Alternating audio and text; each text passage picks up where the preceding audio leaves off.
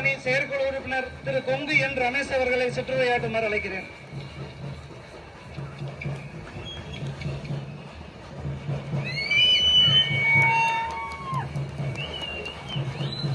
பாரதி அன்னையின் பொற்பாதங்கள் வணங்கி திருப்பூர் தெற்கு மாவட்டத்திலே மிக சிறப்பாக நடைபெற்றுக் கொண்டிருக்கும் இந்து மக்கள் கட்சியின் விநாயகர் ஊர்வலத்தை துவக்கி வைப்பதற்காக வருகின்றிருக்கும் இந்து மக்கள் கட்சியின் மாநில தலைவர் அவர்களின் புதல்வன் ஓம்கார் பாலாஜி அவர்களை அன்போடு தாராபுரம் மக்கள் சார்பாக வரவேற்கின்றோம். அதேபோல் இங்கே மிக சிறப்பாக ஏற்பாடு செய்து இருக்கும் ஊர்வலத்துக்கு தலைமையேற்றிருக்கும் மாவட்ட தலைவர் ஈஸ்வரன் அவர்கள் மற்றும் அவருடன் இணைந்து பணியாற்றி கொண்டிருக்கும் இந்து சகோதர சகோதரிகளுக்கு முதல் வணக்கத்தை தெரிவித்துக் கொள்கின்றேன். வருடம் பூரா பிரச்சனை, இந்து விநாயகர் சிலை வந்திருக்கல, வருடம் பூரா பிரச்சனை.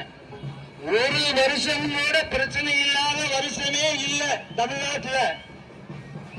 நான் காவல்துறையை குறை சொல்லவில்லை, பாவம் அவர்கள்.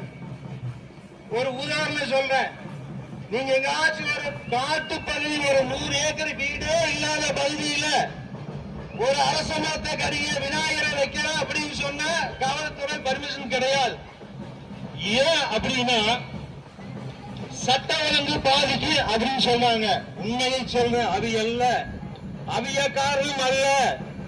ஏன்னா நம்ம காவல்துறை நண்பர்கள் நிறைய பேர்த்து பார்க்கிறேன். காலையில் எந்திரிச்சு வேலைக்கு வரும்போது நம்ம விநாயகரை சாமி முடித்தா வர்றாங்க. அது அல்ல காரணம், காரணம் யார் தெரியுமா? தமிழகத்தை ஆண்டு கொண்டிருக்கும் திட்ட திமுக தான். ஸ்டாலின் அவர்கள் தான் இதற்கு காரணம். என்ன காரணம், என்ன நோக்கத்துக்கு செய்யறாங்க தெரியுமா? நோக்கம் வேற ஒண்ணும் இல்ல. கிளை ஊர விநாயகர் சதுர்த்தி கொண்டாட ஆரம்பிச்சுட்டாங்கன்னா அங்க வந்து பாரதிய ஜனதா கட்சி காலூண்டு விடும். அதாவது பழமொழி சொல்லுவாங்க, சீப்பு ஒழிச்சு வச்சுட்டா கல்யாணம் இன்னும் போயிரு அப்படின்னு. அல்ல, 2026 பாரதிய ஜனதா கட்சி நிச்சயம் ஆட்சிக்கு வரத்தான் போகுது. அப்ப யாரெல்லாம் இந்த விநாயகரை வைக்க கூடாதுன்னு தடுக்கிறாங்களோ அவங்க அந்த முதல் சிலையை வைக்க போறாங்க. இது உறுதி. அப்ப இந்த சிலை விநாயகர் சிலை வைக்கல அப்படின்னா இந்து கிட்ட ஒரு எழுச்சி இருக்காது. இத்தனை பேசுறாங்கல்ல, ஏன் வந்து மாநில இந்திய தமிழ்நாட்டின் முதலமைச்சர் ஏன் வந்து இந்து பண்டிகைகளுக்கு வாழ்த்து சொல்றதில்ல? என்ன காரணம்?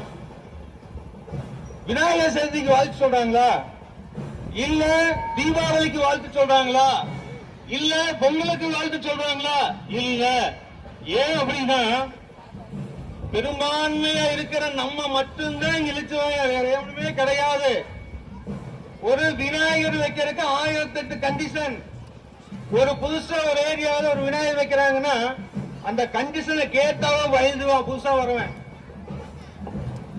ஆதார் கார்டு கொடு, பேன் கார்டு கொடு, ஏடிஎம் கொடு, இன்னும் என்னென்ன இருக்குதோ அத்தனையும் கேட்கிறாங்க.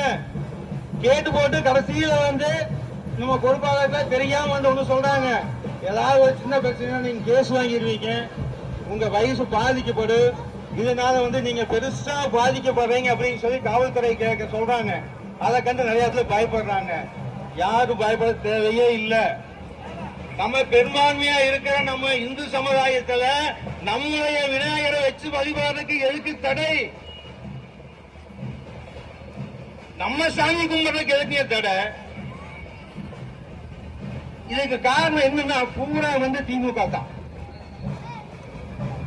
ஓட்டு வேணும்னா மட்டும் நம்ம இந்துக்களோட ஓட்டு வேணும், இந்துக்களோட தேவைகள் அனைத்தும்.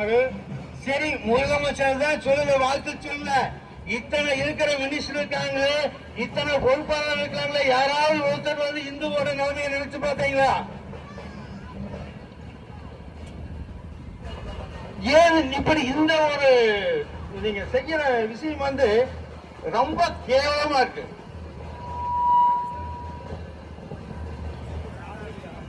இந்துக்கள் முட்டாளாகவே இருக்க மாட்டாங்க. நல்லா புரிஞ்சுக்கணும், இந்துக்கள் முட்டாளாகவே இருக்க மாட்டாங்க. ஒரு நாளைக்கு அது வந்து விழிச்சு எழுதுவாங்க. அப்ப எழுதும் போது நீங்க கண்டிப்பா ஆட்சியில இருக்கவே முடியாது. ஒருபோதும் நீங்க ஆட்சியில நீங்க இனி ஆட்சி அதிகாரத்துக்கு வரும்னு கனவு பகல் கனவு கனவே வேண்டாம். ஏன்னா விரைவில் 2027 பாரதிய ஜனதா கட்சி ஆட்சி அமைக்கிறது. நமது மாநில தலைவர் அண்ணாமலை முதலமைச்சராக எந்த மாற்று கருத்தும் இல்லை. அதற்கு பின்னால வர போராட்டங்கள்ல வந்து யாரெல்லாம் சிலை வைக்க வேண்டாங்கிறாங்க, யாரெல்லாம் தடுக்கிறாங்க, திமுக தடுக்கிறாங்களா, திமுக தடுக்கிறாங்களா, அத்தனை பேர் ஒவ்வொரு விநாயகர் சிலை எடுத்துக்கொண்டு ஊர் முன்சிதை வச்சு வழிபடுவாங்க. இதுல எந்த மாற்று கருத்தும் இல்லை. சத்தியமாக சொல்கிறேன், உறுதியாக நம் இந்துத்துவத்தில் இந்து மக்களுக்கு ஒரு எழுச்சி ஏற்படும்.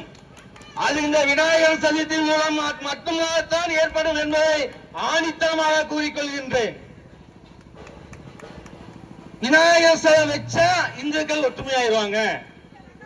விநாயகர் சிலை ஊர்வலம் போனா இந்துக்கள் ஒற்றுமையாகுவாங்க. இது ஒரே ஒரு காரணம் தான். நீங்க தீபாவளியை வீட்டுல கொண்டாடுறோம், பொங்கலை வீட்டுல கொண்டாடுறோம், நீங்க எல்லா கிருஷ்ண ஜெயந்தி வீட்டுல கொண்டாடுறோம். ரோட்ல வந்து கொண்டாடக்கூடிய ஒரே நிகழ்ச்சி நம்ம விநாயகர் சதுர்த்தி நிகழ்ச்சி மட்டும்தான். அங்க மட்டும்தான் இந்துக்கள் ஒட்டுக்கா கூடுறாங்க, அந்த ஊர் மக்கள் ஒட்டுக்கா வழிபடுறாங்க, ரோட்ல ஒட்டுக்கா ஊர்வலம் போறாங்க. இந்துக்கள் ஒட்டுக்கா ஒரு ஊர்வலமோ ஒரு நிகழ்ச்சி ஒட்டுக்கா செய்ய ஆரம்பிச்சுட்டாங்கன்னா அங்க திமுகவுக்கு அனர்த்தம் ஏற்பட்டுவிடும். இது ஒரே ஒரு காரணத்துக்காக மட்டும்தான் இன்றைக்கு இந்து விநாயகர் சதுர்த்திக்கு நம்ம மு.க. ஸ்டாலின் அவர்கள் வாழ்த்து சொல்ல மாட்டேங்கிறார்கள், மினிஸ்டர் அவர்கள் வாழ்த்து சொல்ல மாட்டேங்கிறார்கள். அங்க இருக்க திமுக நிர்வாகிகள் ஒருவரு கூட வாழ்த்து சொல்ல மாட்டேங்கிறார்கள். என்ன காரணம்? காரணம் இந்து ஏற்றுவாய்கள் மட்டும்தான், வேற காரணமே இல்லை. நீங்க இதே வந்து நான் எந்த மதத்தையும் குறை சொல்லவில்லை, எல்லாம் சாமி இருக்குன்னு சொல்ற உண்மைதான், எல்லா மதத்தையும் நேசிக்கும். ஆனா இந்த நாட்டில் முதலமைச்சருக்கே வந்து ஒரு கண்ணுக்கு வெண்ணையும் ஒரு கண்ணுக்கு சுண்ணாம்பு வைக்கிறாரு. அதான் கேள்வி. என்ன காரணம்னா நீங்க ரம்ஜானுக்கு வாழ்த்து சொல்றீங்க, கிறிஸ்துமஸுக்கு வாழ்த்து சொல்றீங்க, ஏன் விநாயகர் சதுர்த்திக்கு சொல்ல மாட்டேங்கிறீங்க? ஏன் பொங்கலுக்கு சொல்ல மாட்டேங்கிறீங்க? ஏன் தீபாவளிக்கு சொல்ல மாட்டேங்கிறீங்க? இதுதான் என்னுடைய இந்து மக்கள் கட்சியோடவும் பாரதிய ஜனதா கட்சியோடவும் இந்து இயக்கங்களோட அத்தனை ஒரே ஒரு கோரிக்கை. ஏன் மு.க. ஸ்டாலின் அவர்கள் இந்து மதத்தை கைவிட்டு விட்டார்? ஏன் இந்துக்களுக்காக ஒரு வாழ்த்து சொல்வது கூட உங்களுக்கு இவ்வளவு கஷ்டம் இல்லை? இதுதான் இந்து மக்களுடைய ஒரே இயக்கம். நீங்கள் ஓட்டு கேட்க போது இந்து மக்களிடம் கேட்காமல் சென்றுவிட வேண்டியதானே? அப்பொழுது மட்டும் ஏன் நீங்கள் வந்து ஓட்டு கேட்கிறீர்கள்? ஏன் ஓட்டு கேட்கிறீர்கள்? இன்னைக்கு பெரியாரை முன்னிறுத்தி வழிநிறுத்துகிற தமிழகத்தை ஓட்டுக்கு மாத்திரம் எதுக்கு இந்து இடத்தில் வருகிறீர்கள்? கண்டிப்பாக சொல்கிறேன், நிச்சயமாக சொல்கிறேன், உண்மையாக சொல்கிறேன். ஒரு காலத்தில் தமிழகத்திற்கு விடுவி காலம் வரும், அது விரைவில் வரும்.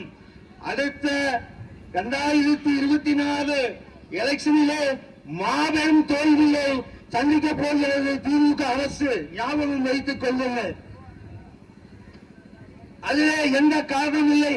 அப்பொழுது பாரதிய ஜனதா கட்சி ஆட்சிக்கு வந்தே திரும், உண்மையாக வரும், நிச்சயமாக வரும். வந்தவுடன் எல்லா இடங்களிலும் நாம் இந்த விநாயகர் சதுர்த்தியை கொண்டாட தேவையில்லை.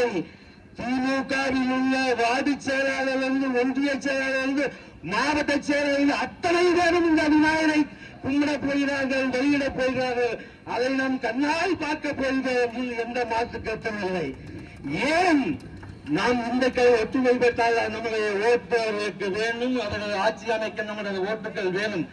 அதற்காக மட்டும் அவர்கள் நிச்சயமாக இந்த விநாயகரை ஒவ்வொரு வார்டு வார்டு மெம்பர்களும் ஒவ்வொரு கிளையிலும் வைத்து அவர்கள் கொண்டாட இருக்கிறார்கள்.